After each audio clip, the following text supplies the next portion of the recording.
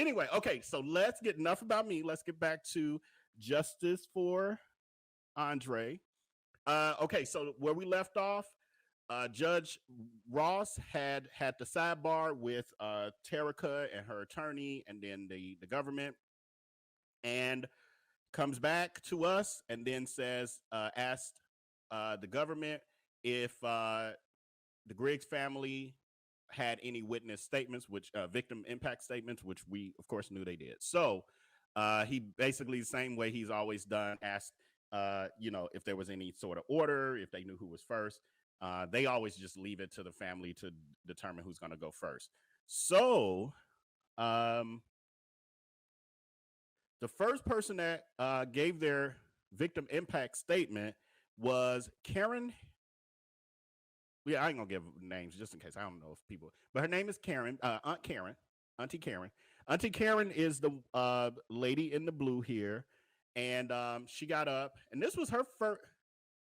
I feel like, if I'm not mistaken, this is her first time speaking, giving a victim impact statement. She was a part of the press conference when Tim was sentenced, but she has never done a victim impact statement. At least gotten up to speak, if I'm not mistaken. I'm pretty sure she hasn't. So she is Andre's auntie, as well as Michelle's sister.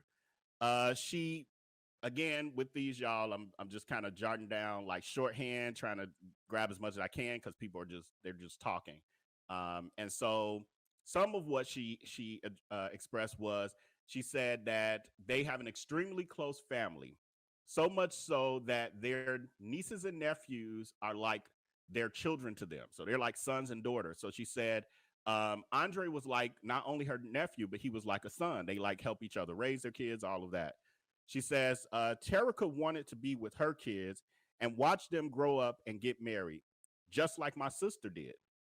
She said money guides her to make bad decisions. So she's saying money guides Terica to make bad decisions. Like, this proves that. Can't disagree with that. Says because she was under the influence of money, she called Tim instead of 911 when Andre was M'd.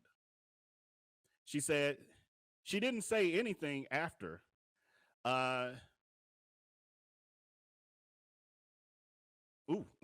This one I was like, ouch, ew. And I'm like, her family over here.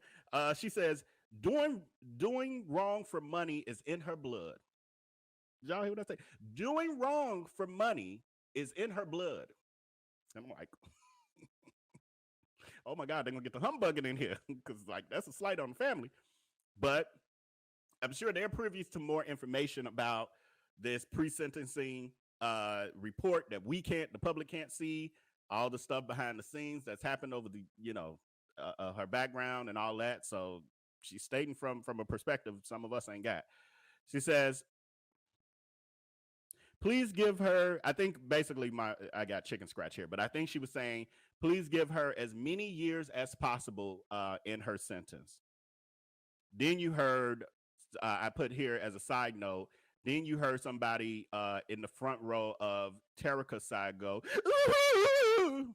So you heard some crying. That was the first audible cry that you heard at first. At first. The next person to get up was Sandra. Sandra, I'll leave it there. Why am I drawing a blank of, I guess maybe I couldn't see, maybe I was too busy writing. I'm like, I don't remember what Sandra looked like and if she's in the picture or not. I can't tell you, but her name was Sandra. Wow, why can't I remember?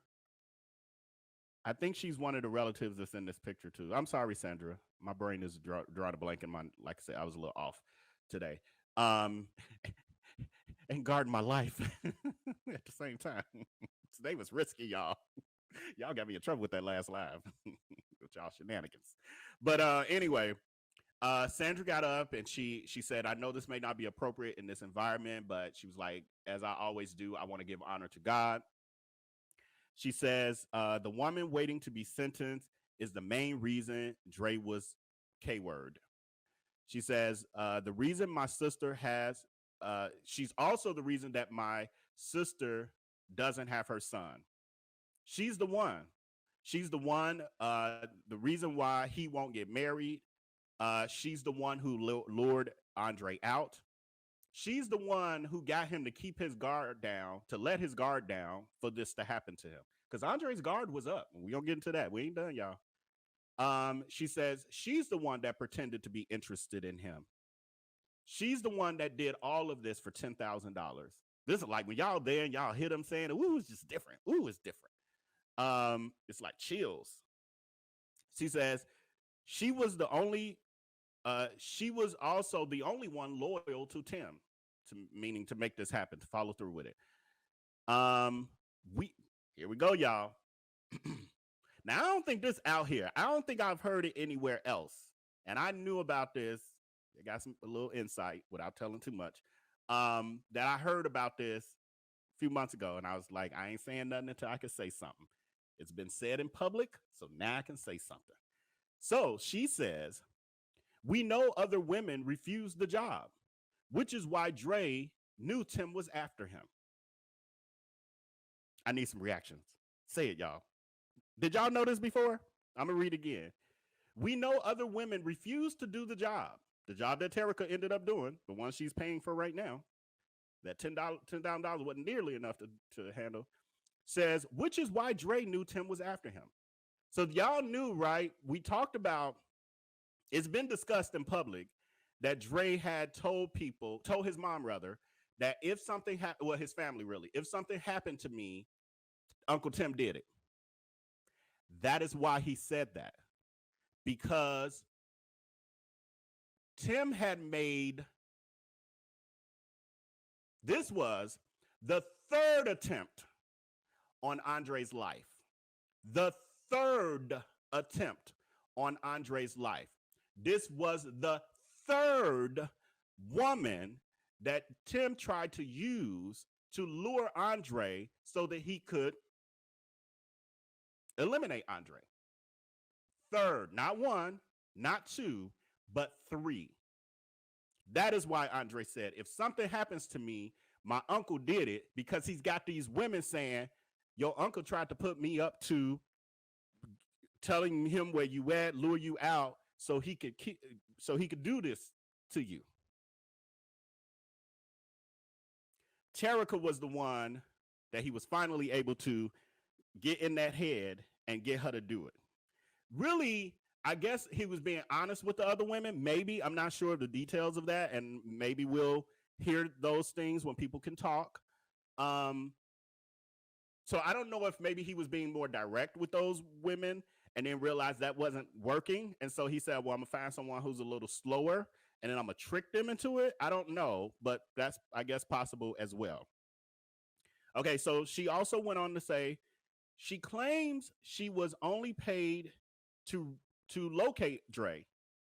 But when she did, because she did locate him at the La Quinta Inn, and she already had her $10,000 at that point, why didn't she leave and go about her business to go home to the kids that she claims to love so much? I was like, Auntie, that's a great question. That's a really great question. She claims that she was only working with Tim to locate Andre. She performed the duties of her job when she found him at the La Quinta Inn. She also already had her payment. So it wasn't like she said, well, I got to stick around because he still hadn't paid me. He had also paid her. And she, as we saw from many of the letters, the character witness letters, loves her children. She's a great mom. She's, great role model for him and want to see him off to school every day and all this other stuff. Why weren't you rushing back? Like, dude, I can't, all this extra stuff you want me to do, I ain't got time for it. I did what you asked me to do. I got to get home to my kids back in Memphis. I was like, that's a good question. She continued to say, I can manage. This was deep. She said, I can imagine her smiling at him, knowing that she was waiting for someone to come and get him, come for him. Like, she's sitting there in the car for those 2 to 3 minutes that Andre has been lured to her car. She's talking with him. I'm sure she's smiling at him and kikiing at him and, all this stuff. She says, She didn't call 911 even after she got home, but she called Tim to see if she could return to St. Louis months later.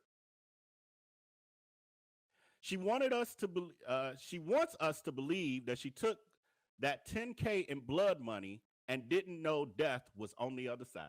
I was like, woo, who you coming with it? I got to repeat that one. She wants us to believe that she took the $10,000 in blood money and didn't know that death was on the other side. Because you're taking $10,000 just to say, oh yeah, he had the La Quinta. That's it? 10,000? But we know that she says it's for her boutique. You know, we know the storyline. When we do the transcripts, you know, we'll talk about that and we'll revisit those things. One of the last things I got that she said was Terica family. Oh, no, she didn't say this. I said this. This was an observation. So I put Terica's family making noises, hearing like snorting and some murmuring. It was like these odd sounds coming from them. And it was silent, really, for the most part over there. It was just very odd that, you know, and the things that, you know, were said here. But it was like they were reacting, but in a shady way that, you know, that you can't say, well, y'all being disrespectful. Because it's like, no, I was just snorting. It really sounded like someone was snoring, really, is what that first sound that I heard. It sounded like somebody was waking up out of a snore. I don't know. I don't know what that was about. So then the third person to get up was Darren Griggs. This is Andre's brother. He's the second. He's the only guy in the picture, but he's the second person over from your left in this picture below. Says Darren Griggs goes on to start saying, this has been an emotional and physical toll on him and the family. We could imagine. It's crazy. He said, my brother, knowing that my brother was hunted down like an animal. I was like, wow, that was deep. And I think he said this before in one of the other sentencing hearings. But it's like, when you really think about it, that's exactly what was done. Again, this wasn't no one time, no one occasion, and oh, he got him that time. No, this monster kept hunting him literally as if he was some animal getting away from him in the forest. And he like, I'm gonna keep going out there until I catch him one day and catch him in this trap. It's really deep. That's why he deserves life. He really deserves the death penalty. But it's deep, y'all. It's deep. It's deep. Like, at no point did his mind say, oh, what am I doing? This is crazy. This didn't work. Let me stop. Like, this is my nephew. Nothing. And then when it finally happened, he was just like, F him, was what he said to DJ Beats. When DJ Beats was like, man, my condolences to you for the loss of your nephew. He was like, man, F him. What? It's deep, y'all. It's deep. Says, Darren goes on to say he hates that Terica was the last one to see his brother smile. Because when you think about it, you know, Andres, he's in the car. He's talking to this woman who he's caking on, liking. She bringing him an outfit. He's thinking she really likes me, and next time, one day, I'm gonna get it. So you know he's smiling at her, and she was the last person he smiled at. He literally was gone within a couple minutes. Took his last breath. Darren says he goes on to say he elaborated because he was taking the position too that Terica wasn't as ignorant to all of this as she portrays, and he says the fact that, because he was like, you know, I understand she had a hard life and lack of education and all these traumas and all this stuff, but it's basically no excuse for this. Still doesn't make what she did okay. And doesn't, in their mind, make it where she should get leniency because of what she's been through in her past. So he says there were many times that she could have not followed through with this and kind of woke up. And he says one of them was when she located Dre at the La Quinta Inn, the hotel that he was at originally, and told Tim, I've now located him. And Tim said, my boys ain't ready yet. that should have been a trigger warning for her that something ain't right. Wait a minute. What? Something ain't right. What do you mean your boys ain't ready yet? I thought I was just locating him. Why are boys coming? But didn't click. Nothing changed. Her actions stayed the same. Yeah, that's why I said this part. Her lack of education was no excuse. He then went on to say there have been 1,617 days. She had, rather, 1,617 days to call the police. She didn't. She had 1,617 days to tell the truth when our family was in the dark and trying to figure out what happened to my brother. So when this was a cold case, she had 617 days to say something. She ain't say nothing. He went on to say she had 617 days to live her best life. And he went on to say that he actually had, she didn't know, but they have a mutual friend in common that Terica was not aware of, who was screenshotting her social media activity with her taking all these pictures, doing all this stuff, having a ball on social media. Y'all know I got plenty of pictures. I ain't got none of them here. Selling her sunglasses, selling her weight loss tea, selling her teeth whitening scam, doing all those things.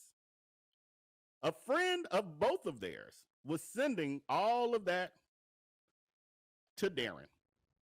And so he's like, because at that point he's, knowing she got something to do with it and just she ain't been caught up yet.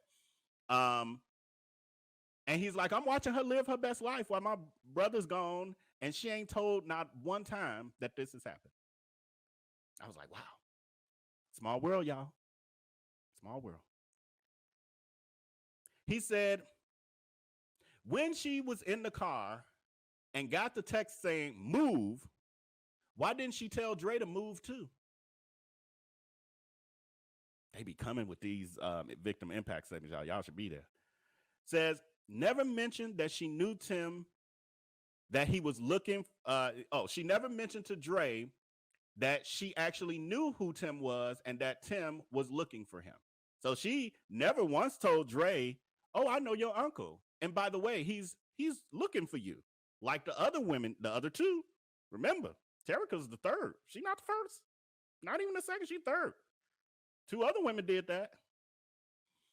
Or probably more. It might be more who was just like, I ain't finna get involved in that. And they never talked to Dre, never knew Dre or whatever. Or they just didn't follow through.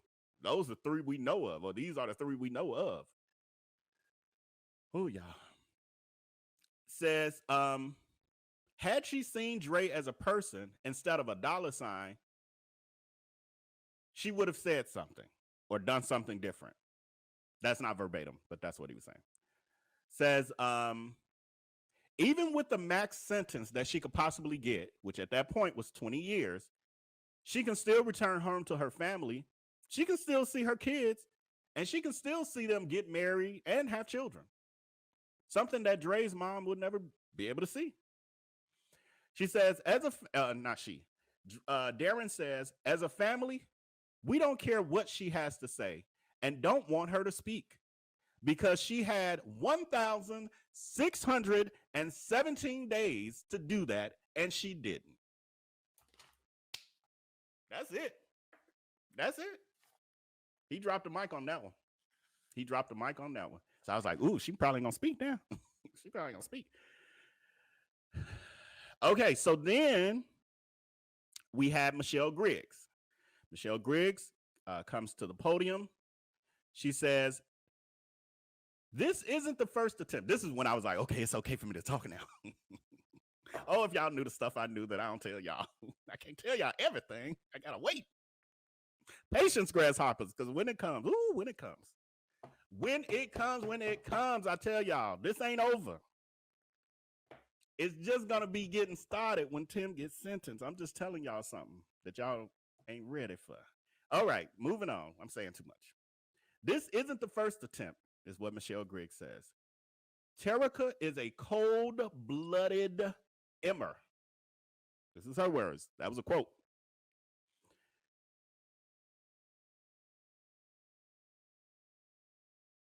Oh, she was the main corporate in this plot.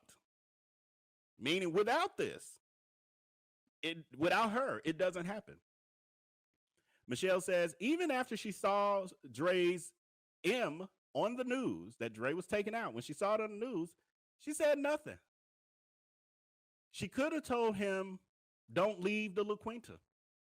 So when she knew that Tim was after him, she could have said, your uncle after you. Don't leave. Stay in the La Quinta because he's out to get you. She says she could have drove off with Dre. So when she went to Natural Bridge to go give him the outfit, Dre got in the car. She could have said, I'm taking you. Your uncle after you. I'm saving you.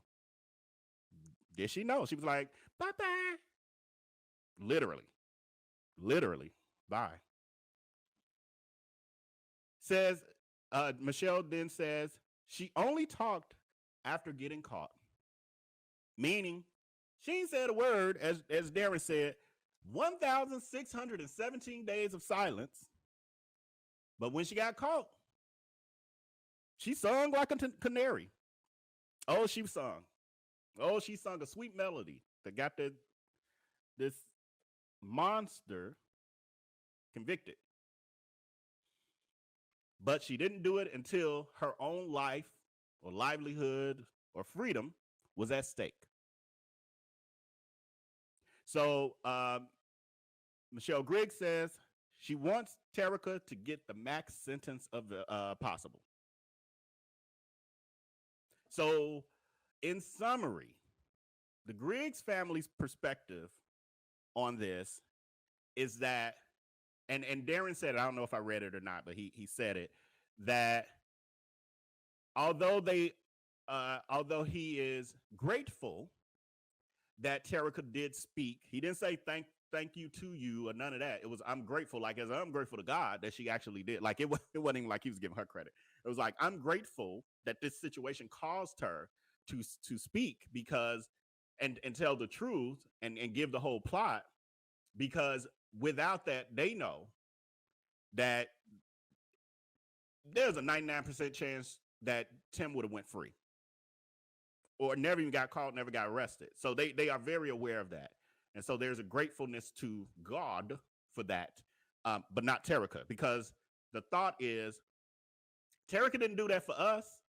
She didn't do that for Dre, because for one, she could have stopped this and Dre could still be here. But the other piece is, let's say she got bamboozled into that point. She could have also not had us in the dark for years with a cold case, not knowing what happened to Dre. So the fact that she's speaking up now does not make them feel like, oh, she's such a sweetheart and she, got bamboozled and she really cares and blah, blah, blah. No, it's like, they like, you just trying to get home to your kids and be with your family and have your life and once again, return to living your best life. So they ain't happy with this. We'll talk a little bit more about this, about this. It's more in my notes.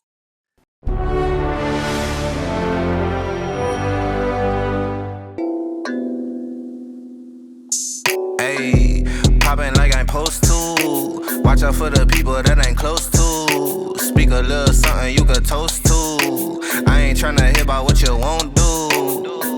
Moving like I'm into. Hit the ground running like the rent do. Speak a little something that you're into. I ain't tryna hear about what you been through. Like hold up, say what's the hold up. I got the pack, who got the roll up? I'm tryna pull up. It seem like every time I show up, it gotta go up. See the drip, they see the glow up. Oh, now they know us. See, it's funny how my pockets out of shape, but I'm fit for the flex. Clear the phone call, hit my chick with a text. Parlay through the bird with my drip from the jets. Save a couple hundred by your with the rest.